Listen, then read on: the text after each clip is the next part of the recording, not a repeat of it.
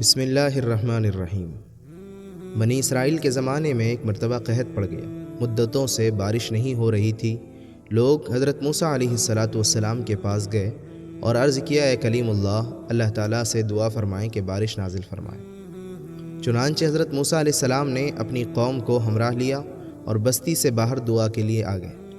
یہ لوگ 70,000 یا اس سے کچھ زائد تھے۔ موسیٰ علیہ السلام نے بڑی عاجزی سے دعا کرنا شروع کی، میرے پروردگار، ہمیں بارش سے نواز، ہمارے اوپر رحمتوں کی نوازش کر۔ چھوٹے چھوٹے معصوم بچے، بے زبان جانور اور بیمار سبھی تیری رحمت کے امیدوار ہیں۔ تو ان پر ترس کھاتے ہوئے ہمیں اپنی دامن رحمت میں جگا دے۔ دعائیں ہوتی رہیں مگر بادلوں کا دور دور تک پتہ نہ تھا۔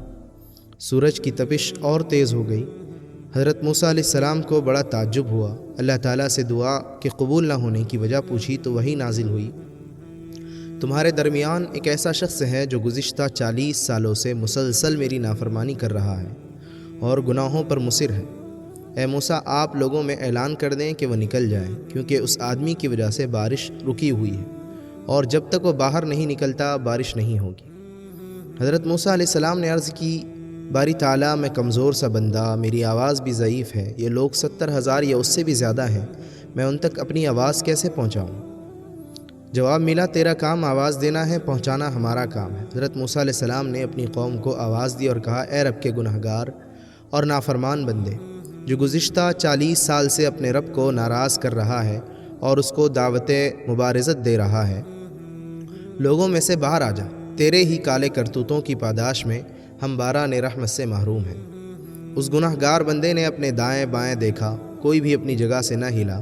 وہ سمجھ گیا کہ وہی مطلوب ہے۔ سوچا کہ اگر میں تمام لوگوں کے سامنے باہر نکلا تو بے حد شرمندگی ہوگی اور میری جگ ہسائی ہوگی، اور اگر میں باہر نہ نکلا تو محض میری وجہ سے تمام لوگ بارش سے محروم رہیں گے۔ اب اس نے اپنا چہرہ اپنی چادر میں چھپا لیا، اپنے گزشتہ افعال و اعمال پر شرمندہ ہوا اور یہ دعا کی، اے میرے رب، تو کتنا کریم ہے اور بردبار ہے کہ میں 40 سال تک تیری نافرمانی کرتا رہا اور تو مجھے مہلت دیتا رہا، اور اب تو میں یہاں تیرا فرما بردار بن کر آیا ہوں۔ میری توبہ قبول فرما اور مجھے معاف فرما کر آج ذلت و رسوائی سے بچا لے۔ ابھی اس کی بات پوری نہیں ہوئی تھی کہ آسمان بادلوں سے بھر گیا اور موسلا دھار بارش شروع ہو گئی۔ اب حضرت موسیٰ علیہ السلام نے دوبارہ عرض کی، اے اللہ، آپ نے بارش کیسے برسانا شروع کر دی؟ وہ نافرمان بندہ تو مجمع سے باہر نہیں آیا۔ اللہ تعالیٰ نے فرمایا، موسیٰ، جس کی بدولت میں نے بارش روک رکھی تھی، اسی کی بدولت اب بارش برسا رہا ہوں، اس لیے کہ اس نے توبہ کر لی ہے۔ موسیٰ علیہ السلام نے عرض کیا، اے اللہ، اس آدمی سے مجھے بھی ملا دے تاکہ میں اس کو دیکھ لوں۔